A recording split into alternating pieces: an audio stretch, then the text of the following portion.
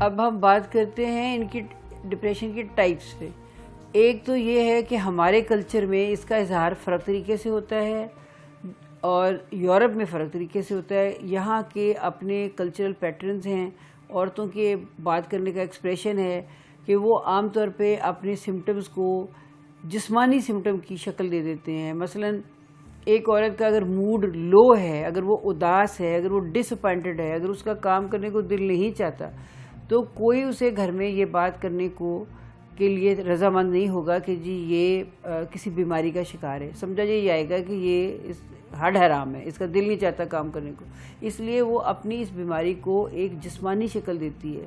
وہ کیا ہے کہ اس کو لگتا ہے کہ گیس کا گولا اس کے پیٹ سے سر کو چڑھ گیا ہے, اس کا دل گھبرا رہا ہے, اس کے پیٹ میں درد ہو رہا ہے, اس کا جسم دکھ رہا ہے. مطلب اس کی, اسے ہم کہتے ہیں سومیٹائزیشن آف ڈپریشن, کہ پوری جو سمٹم ہوتے ہیں جو نفسیاتی, ذہنی, جذباتی ہوتے ہیں, اس کو جسمانی بیماری کی شکل دے کے اس کا اظہار ہوتا ہے.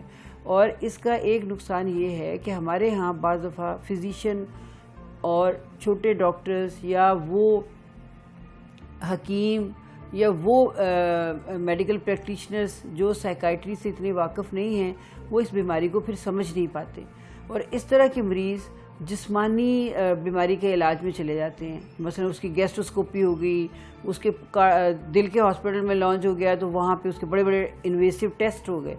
تو اس سے بچنے کے لیے ضروری ہے کہ یہ بات سمجھی جائے کہ جو ہم محسوس کرتے ہیں, جو ہمارا موڈ ہے, جو ہماری فیلنگز ہیں, اس کا اظہار ہمیں ساتھ ساتھ ضرور کرنا چاہیے.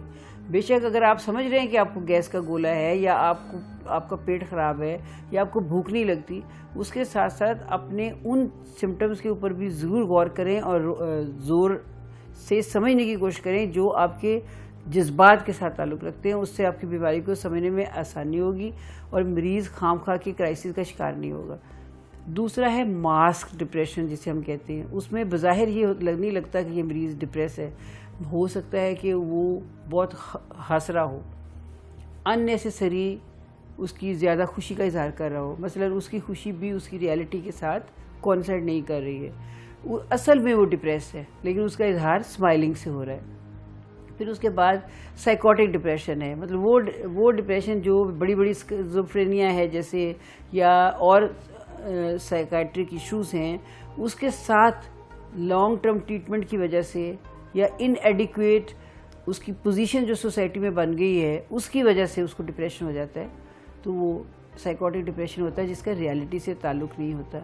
پھر یہ ہے کہ جو ایسی جسمانی بیماریاں ہیں جیسے ڈائبٹیز ہے, ایستھما ہے, ہائپر ٹینشن ہے, وہ لانگ ٹرم بیماریوں سے جو سفر کرتے ہیں, ان کو لمبی دوائی کھانا پڑتی ہے, ان کو بھی ایک ساتھ ڈپریشن کی بیماری ہو جاتی ہے جس کو ہم کیا کہتے ہیں کوموربیڈیٹی, کہ وہ اصل میں ان کی جو فزیکلی بیڈ ہیلتھ ہے اس کی وجہ سے ساتھ وہ ڈپریس ہو گئے.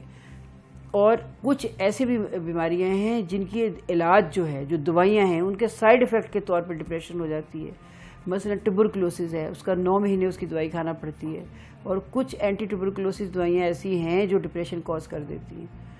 پھر یہ ہے کہ ہمارے ہاں چونکہ پاپولیشن پلاننگ نہیں ہے تو عورتیں جو ہیں انیمک ہیں, یا وہ ان کی بیلنس نیوٹریشن نہیں ہے, بیلنس ڈائٹ نہیں کھاتی, اور بچے زیادہ پیدا ہوتے ہیں تو ان کی مائیں جو ہیں ان بچوں کی وہ اکثر ڈپریشن کا شکار ہو جاتی ہیں. اس کے علاوہ ایک ایکسوجینس ڈپریشن ہوتا ہے. وہ کیا ہوتا ہے کہ کوئی سچویشن باہر کی ایسی ہوئی ہے, مثلا کوئی گریف ہے, کوئی سیڈنس ہے, کسی کی ڈیتھ ہے, یا کوئی ایسا ایونٹ ہے جس کے ساتھ ریلیٹڈ ڈپریشن ہے.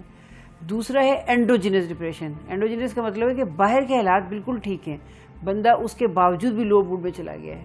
یہ بایولوجیکل النس ہے, اور یہ عام طور پہ لیٹ ایج میں میل اور فیمیل دونوں میں ہو جاتی ہے, ہارمونل وڈرال سے, کوئی چینج ان لائف سائیکل کی وجہ سے, جس کو ہم اینڈوجینس ڈپریشن کہتے ہیں. اس کا علاج بالکل مختلف طریقے سے ہوتا ہے.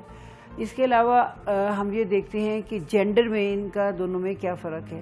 مثلا ڈپریشن جو عورتوں میں ہے وہ حالانکہ ڈبل ہے, 2 عورتوں کو اگر ڈپریشن ہے تو 1 مرد کو ہے, لیکن ان کے لائف میں بہت ساری چینجز کے ساتھ ساتھ جو ڈپریشن ہے اس کی بھی مختلف ٹائپس ہیں. مثلا پوسٹ پارٹم ڈپریشن جو بچے کی ڈلیوری کے بعد ہوتا ہے, جسے عام زبان میں بیبی بلوز کہتے ہیں. مینوپوزل ڈپریشن، جب عورت مینوپوزل کی سٹیج میں جاتی ہے آفٹر 55 تو ان کے ایک ہارمونل وڈرال سے جو ڈپریشن ہوتا ہے وہ بھی بہت تکلیف دہ فنامنا ہے عورتوں کے لیے، جس کا علاج ہونا ضروری ہے۔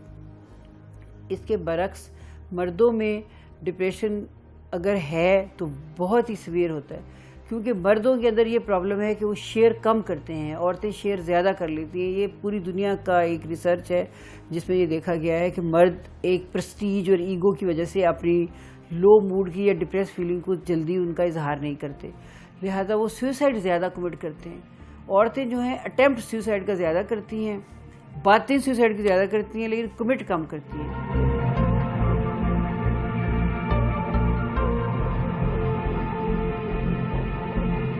تو یہ تو سارے اس کے مختلف اظہار ہیں۔ اب اس کو پہچاننے کا سب سے بڑا ایک 4-5 چیزیں ہیں جو ہمیں دیکھنی چاہیے کہ کیا ہمارے ارد گرد کا ہمارا دوست یا ہمارا گھر والا کوئی یا ہمارے حلقہ میں کوئی ایک بندہ اگر مسلسل لو موڈ میں رہتا ہے، اس کو نیند نہیں آتی، وہ دوست نہیں بناتا، وہ اکیلا رہتا ہے، اس کو کھانے پینے کو دل نہیں چاہتا، اس کی بیوی شکایت کرتی ہے کہ اس کے بیوی کے ریلیشن شپ بھی خراب ہو گئے ہیں، اسے بچوں کی بھی کوئی پرواہ نہیں ہے، جاب پہ جاتا ہے، ورک پلیس پہ جاتا ہے تو اس کا باس کہتا ہے کہ اس کی ورک پرفارمنس پور ہے۔ یہ ساری چیزیں اگر مسلسل 6 مہینے تک ایک انسان میں ہیں تو لازمی طور پہ اس کو علاج کی ضرورت ہے، سائیکیٹرک ہیلپ کی ضرورت ہے، سائیکو تھراپی کی ضرورت ہے، سپورٹ کی ضرورت ہے، تو اس کو اگنور نہیں کرنا چاہیے۔ ایک اور طرح کا اظہار ہے ڈپریسو النس میں جسے ہم کہتے ہیں سیڈ کا مطلب ہے سیزنل افیکٹو ڈس آرڈر، مطلب یہ موسم کے ساتھ موڈ میں جو تبدیلی آتی ہے۔ ہمارے ہاں چونکہ بہت زیادہ ٹھنڈ نہیں ہوتی، جن ملکوں میں بہت سردی ہوتی ہے وہاں سردیوں میں شدید ڈپریشن چلتا رہتا ہے، اور ان سوسائٹیز میں جیسے یہ ڈنمارک، سویڈن وغیرہ ہیں تو بڑے اچھے ان کے اکنامک کنڈیشن کے باوجود وہاں سوسائڈ کا ریٹ بہت زیادہ ہے، کیونکہ بہت عرصہ وہاں روشنی نہیں آتی، اور وہ سیڈ جو ہے سیزنل ویریشن ونٹر میں لائٹ کی کمی کی وجہ سے ایک کیمیکل باڈی میں ایسا ہوتا ہے جو کم ہو جاتا ہے، جس وجہ سے ڈپریشن آ جاتی ہے، اور اس کا علاج بھی لائٹ تھراپی سے کیا جاتا ہے، ان کو لائٹ تھراپی دی جاتی ہے۔